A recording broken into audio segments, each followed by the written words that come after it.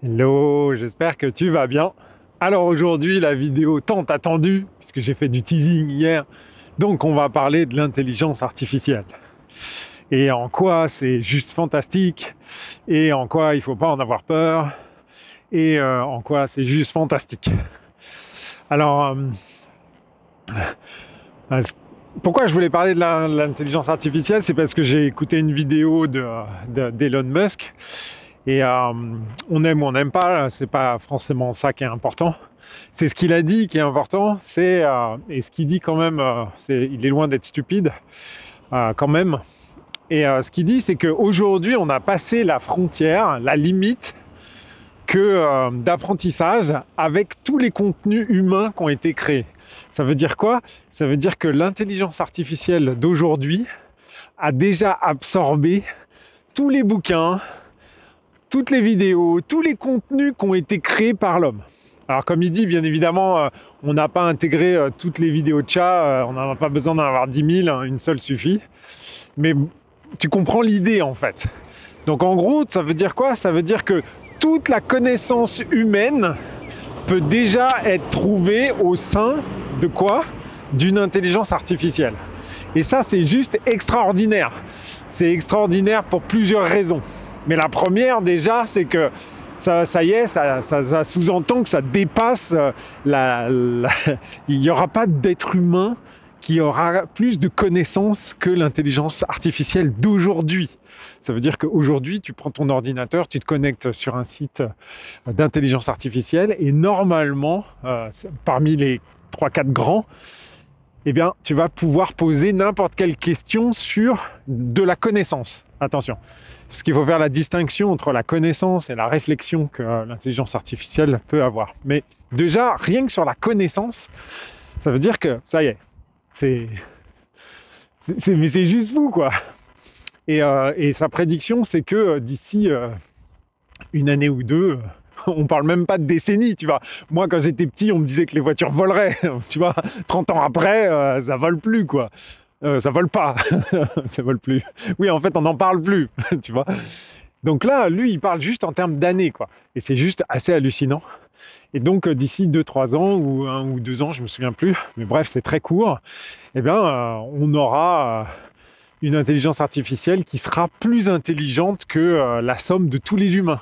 C'est-à-dire que si tous les humains se mettaient autour d'une table pour traiter d'un problème, eh ben, l'intelligence artificielle serait plus intelligente. Alors après, il y a la notion d'intelligence et tout ça, et je ne veux pas rentrer dans les détails parce que c'est pas l'objet de la vidéo.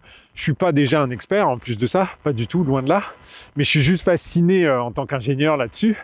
Mais c'est surtout qu'il y a une chaîne qui est vachement bien, qui est faite par un Français du sud de la France qui s'appelle de mémoire Vision AI, un truc comme ça, et sur lequel je regarde de temps en temps des contenus. Et franchement, elle est tellement bien sa chaîne qu'il n'y a pas besoin d'en faire plus. En revanche, moi, ce qui m'intéresse, c'est deux choses euh, de ce que je me souviens. La première, c'est, on a dit, il ne faut pas en avoir peur, et donc j'aimerais dire pourquoi. Parce que de toute façon, c'est là, en fait. D'accord? S'il y avait le choix entre que ça existe ou que ça n'existe pas, Dieu aurait fait ce qu'il faut, en fait. Mais là, Dieu, il a laissé faire, ça existe, c'est là, donc ça veut dire que ça doit être là, en fait. D'accord? Donc déjà, rien que par principe, il ne faut pas en avoir peur. Après, surtout, ce que je trouve, moi, fascinant, c'est que c'est de l'intelligence mise à disposition de tous, en fait. Et c'est en ça que j'aimerais attirer ton attention là-dessus. C'est que c'est, euh, c'est tout le monde n'est pas riche, d'accord, sur cette planète, euh, d'argent ou d'intelligence ou de savoir. Or là, aujourd'hui, avec Internet, on peut, tu vois, Musk, il aime bien dire que tous les contenus du MIT sont gratuitement sur Internet. Donc ça veut dire que globalement, si tu veux devenir super intelligent, tu peux tester tes connaissances, tu peux tester ta capacité à résoudre des problèmes en allant sur le MIT, en suivant les cours et en voyant si tu suis ou si tu suis pas. D'accord? Bah, imagine là maintenant, tu peux avoir avec l'intelligence artificielle un prof qui t'explique. Parce que quand tu poses des questions à l'intelligence artificielle sur des sujets bien précis, elle est capable de super bien te répondre, tu vois. Donc ça veut dire que d'un côté, tu as des contenus qui sont contenus déjà dans l'intelligence artificielle puisqu'elle les connaît, mais en plus, tu as des cours structurés et tout ça qui existent sur Internet. Et en plus de ça, maintenant, tu peux avoir gratuitement, en plus des cours, un prof qui va t'expliquer. Et crois-moi, enfin, pour l'avoir testé, l'intelligence artificielle, moi j'en utilise, il y en a deux, ChatGPT qui est la plus connue, mais moi j'utilise Claude. J'aime bien Claude parce que quand ma femme me dit alors, t'as bossé avec qui? J'ai bossé avec Claude. Ça fait plus mieux que ChatGPT, tu vois, qui en français peut avoir des sous-entendus un peu cocasses. Bref. Et donc, franchement, tu peux avoir une vraie conversation, mais professionnelle, hein, intellectuelle, enrichissante, tu vois, où tu apprends des choses, tu découvres des manières de faire ou des manières de penser, ça t'ouvre des portes. Et donc, en fait, aujourd'hui, tu peux ne pas avoir de moyens et avoir, alors, si tu es étudiant, bah, tu peux avoir des cours et un prof, mais si tu es collaborateur, tu peux avoir un assistant. Alors souvent, il y a un petit malin d'ailleurs dans l'école où je travaillais avant, il a fait faire son devoir par ChatGPT, d'accord? Manque de bol, ChatGPT, si tu poses deux fois la même question, il te répond deux fois la même chose. C'est un peu logique, quoi, tu vois? Donc il a répondu la même chose au professeur qui a pu constater que le gamin l'avait fait avec ChatGPT. Mais ça c'est un peu bête. Mais tu peux, en tant que collaborateur, avoir un vrai assistant. Alors bien évidemment, par exemple, ma femme, elle l'utilise pour corriger ses emails, parce qu'elle est japonaise, elle parle bien français, mais elle pense qu'elle peut mieux faire et tout ça, donc elle fait corriger ses emails en français par ChatGPT. Donc ça, c'est des petits usages. Mais ce que tu peux vraiment faire, c'est faire des vraies tâches, des vraies opérations, des vrais traitements. Et ça, c'est mis à la disposition de tout le monde. C'est-à-dire que tu sois riche ou que tu sois pauvre, tu peux utiliser ces outils-là pour changer ton quotidien.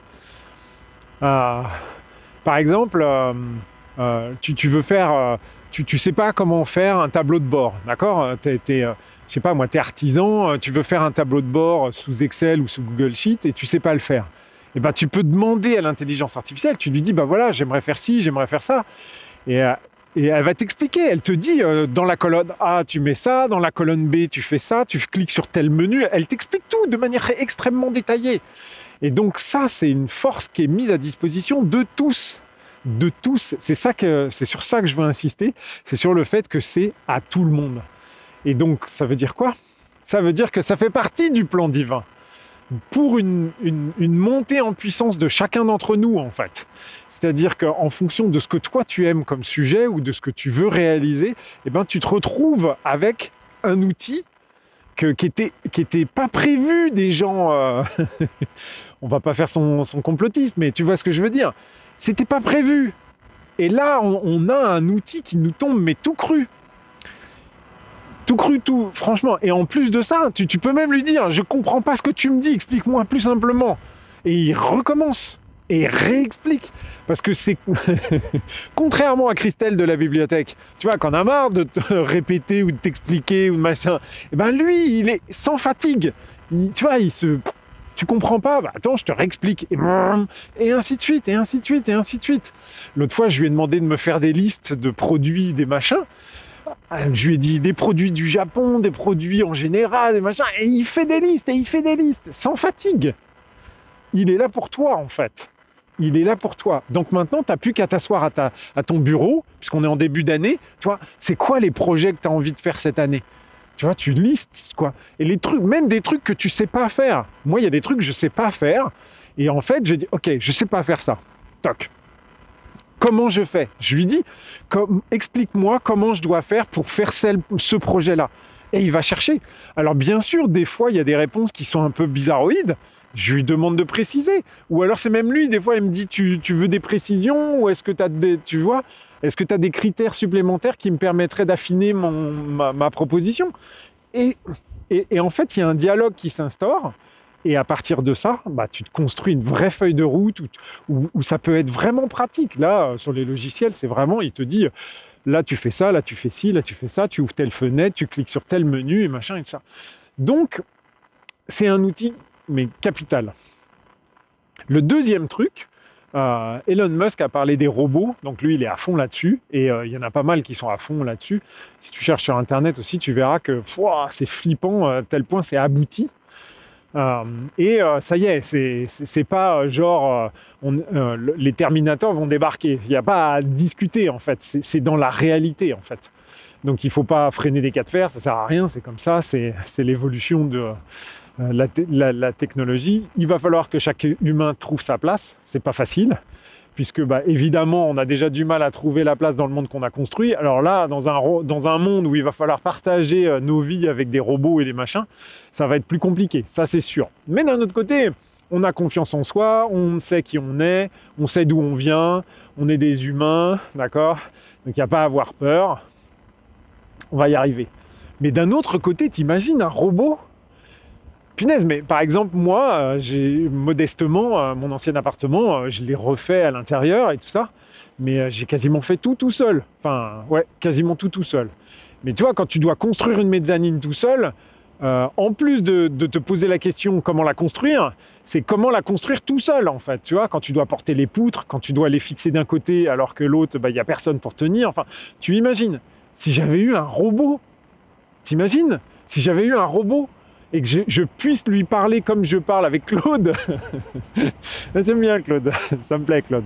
Non mais t'imagines là, tu peux me tenir la poutre pendant que je perce de l'autre côté, tu peux machin et tout ça. Enfin, tu essayes de te projeter, tu te dis t'es cuisiniste, d'habitude tu galères à porter tes trucs et machin, t'es toujours obligé de demander un... Là, tu t'achètes un robot pour 20 000 balles, t'as 20 000 balles d'investissement qui est en plus qui sera probablement amortissable exactement comme un ordinateur, tu vois. Et tu vas, pour 20 000 balles, tu as un truc qui va te porter tes caisses, qui va te monter les escaliers, tu vois. Toi, tu vas arriver sur le chantier, dis donc, tout sera déjà prêt. T'imagines? Et quand tu rentres le soir, tu ramènes, alors je sais pas, il s'appellera peut-être pas Claude, mais Bernard, on va dire Bernard le robot, tu vois. Tu ramènes Bernard à la maison, et toi, tu vas rentrer à 5 heures chez toi et tout, et lui, il va continuer toute la nuit à saisir tes factures, à faire tes devis et tout ça. Alors, oui, il va falloir contrôler, oui, il va falloir bien s'exprimer, oui, il va falloir dire avec précision nos attentes et nos besoins et tout ça. Mais est-ce que ça nous ferait pas un peu bien, ça, en fait? Quand tu vois, quand les gens, ils te demandent, alors tu dis, qu'est-ce que tu veux, toi, dans la vie, machin et tout, qu'est-ce que tu veux faire? Ah bah moi, tu vois? Bah là, au moins, on va être obligé de dire avec précision nos attentes, nos besoins, nos envies, nos émotions, machin. Tout va y passer, quoi.